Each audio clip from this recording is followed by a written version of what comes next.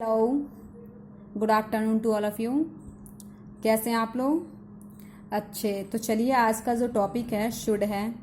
ये हमारा सेल का एक तरह से पास्ट टेंस होता है, जैसे कि मे का माइट, कैन का कुड, विल का वुड, ऐसे ही सेल का शुड होता है। तो इसके पहले जो सेल पढ़ा था हमने, सेल में हमने देखा था कि सेल क्या करता है, फ्यूचर एक्शन को बताता है। ठीक है, फ्यूचर एक्शन का मतलब आने वाले टाइम में जो काम होता है उसके बारे में बताता है। आज का टॉपिक बहुत इंपॉर्टेंट है, क्योंकि क्या है, ये शुड है। तो शुड, जिसकी सेल का जो यूज होता है वो फ्यूचर एक्शन मतलब कि फ्यूचर टेंस में यूज होता है। ठीक है, बट जो शुड का यूज होता है, ध्यान रखिए, शुड का यूज कभी भी फ्यूचर टेंस में नहीं होता है। इसका सिर्फ और सिर्फ यूज प्रेजेंट टेंस और पास्ट टेंस में किया जाए। जो भी काम हम प्रेजेंट में करते हैं और जो भी काम हम पास्ट में। ठीक है, तो प्रेजेंट और पास्ट टेंस के लिए सिर्फ और सिर्फ शुड का यूज किया जाता है। और एक मिनट, शुड को हम बोलते हैं हिंदी में चाहिए, और चाहिए का मतलब होता है, और शुड का जो मीनिंग होता है वो किसी को एडवाइस देना होता है। एडवाइस देना का मतलब होता है कि एडवाइस का मतलब सलाह देना। तो सलाह का मतलब, सलाह कई तरीके के होते हैं, जैसे कि एक पेरेंट्स अपने चिल्ड्रन को देते हैं, डॉक्टर पेशेंट को देता है ना, टीचर स्टूडेंट को देते हैं। तो ऐसे ही हमारे सलाह, जैसे कि कहीं कहीं पे ड्यूटी का मतलब तुम्हारा ये कर्तव्य है, तो वहाँ पे भी एडवाइस ही दी जाती है। रिस्पॉन्सिबिलिटी का मतलब जिम्मेदारी के बारे में। एक्सपेक्टेशन का मतलब आशा या उम्मीद की एडवाइस देना। प्रिजप्शन का मतलब अवधारणा। मोरल ऑब्लिगेशन का मतलब होता है नैतिक दायित्व। नैतिक दायित्व का मतलब होता है कि जैसे कि मतलब कि चिल्ड्रन को पेरेंट्स का क्या कहना मानना चाहिए। माइल्ड कमांड का मतलब होता है नम्र आदेश। क्या होता है? नम्र आदेश। इन सब चीजों के बारे में हमें क्या, किसी को आदेश देना है या फिर लेना है, तो वहां पे हम क्या, शुड का यूज करेंगे। ठीक है, तो चलिए, जैसे कि हमने जब मे पढ़ा था, मे मॉडल ऑक्सिलरी वर्ब, तो उसमें भी देखा था कि मे के 3 फॉर्म है, may be and may have, थे ना। ऐसे ही शुड के क्या है, मतलब कि शुड के 3 फॉर्म है, should be and should have.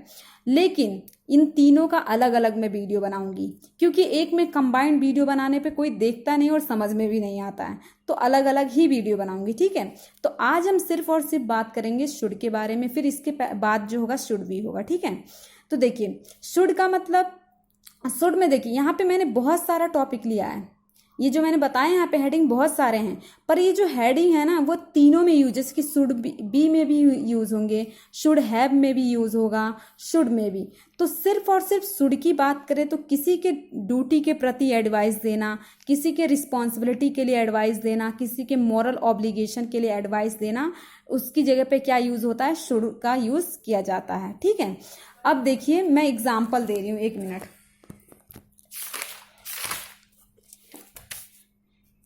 जैसे कि यहां देखिए, one should obey one's Elder.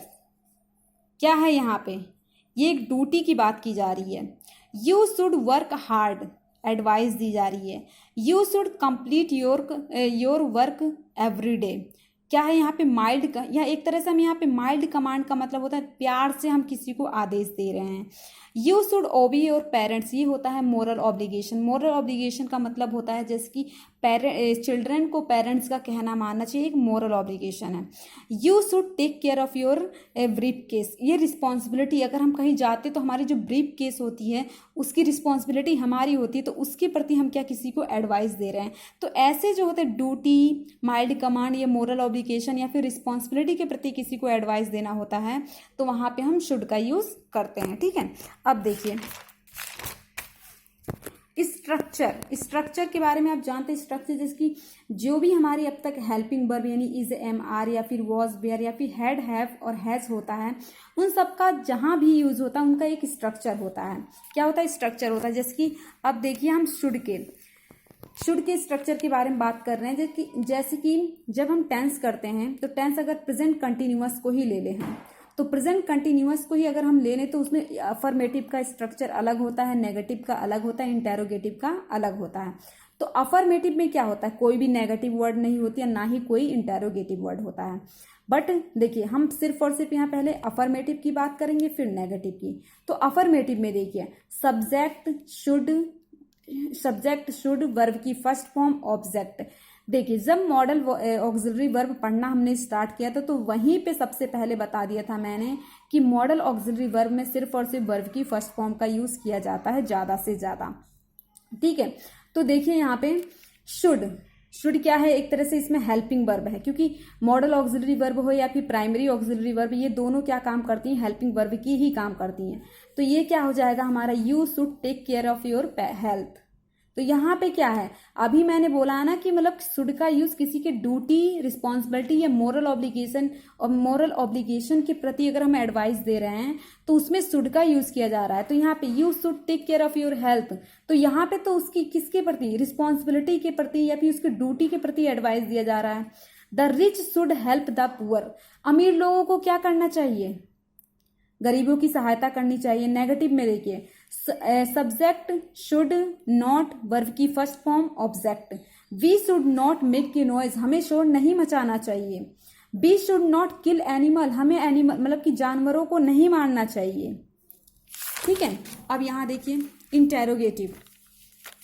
Interrogative में क्या होता है, जैसे कि हम जब टेंस में भी इंटेरोगेटिव सेंटेंस पढ़ते हैं तो वहाँ पे भी क्या होता है कि इंटेरोगेटिव में मतलब कि जो हेल्पिंग वर्ब होती है, अगर कोई सेंटेंस क्या से स्टार्ट होता है तो उसकी हेल्पिंग वर्ब जो होती है वही उसकी स्पेलिंग हो जाती है। वैसे ही यहाँ पे अगर हम बोले क्या हमें शोर मचाना चाहिए, तो जो हमें क्या की स्पेलिंग होगी वो शुड हो जाएगी। शुड सब्जेक्ट वर्ब की first form then object. Okay, देखिए should we help the poor, क्या हमें गरीबों की सहायता करनी चाहिए। Should I talk to my friend, क्या मुझे अपने फ्रेंड से बात करना चाहिए, चाहिए जरूर आएगा इसमें। इंटेरोनेगेटिव देखिए, इंटेरोनेगेटिव में क्या होता है, नेगेटिव भी होता है और इंटेरोगेटिव शब्द भी होता है। तो देखिए इसमें क्या होगा, शुड सब्जेक्ट नॉट वर्ब की फर्स्ट फॉर्म देन ऑब्जेक्ट होगा। ठीक है, ये देखिए should I not kill animal, हमें जानवरों को नहीं क्या हमें जानवरों को नहीं मारना चाहिए, क्या हमें नहीं, क्या मुझे जानवरों को नहीं मारना चाहिए। शुड आई नॉट अब्यूज, क्या मुझे गाली नहीं देना चाहिए। अब देखिए ये क्या है कि कोई भी क्वेश्चन वाला वर्ड इसमें क्या है, स्टार्ट मतलब कि सबसे पहले आ रहा है, लेकिन क्या होता है कुछ सेंटेंसों में हमारे जो क्वेश्चन वाले वर्ड जैसे कि क्या, क्यों, ये मतलब कि व्हाट, हु, हाउ, वेयर, ये सब बीच में आते हैं तो उनका अलग स्ट्रक्चर होता है। उनका स्ट्रक्चर ये होता है कि सबसे पहले उस क्वेश्चनल वर्ड की spelling, then should subject verb की फर्स्ट फॉर्म ऑब्जेक्ट। जैसे कि how should he do this work, वह ये काम नहीं, उसे ये काम कैसे करना चाहिए। Why should we obey your parents, हमें अपने मम्मी पापा का कहना क्यों मानना चाहिए। तो ये है हमारा शुड का। बी होप आप लोग को समझ में आया। Thank you so much.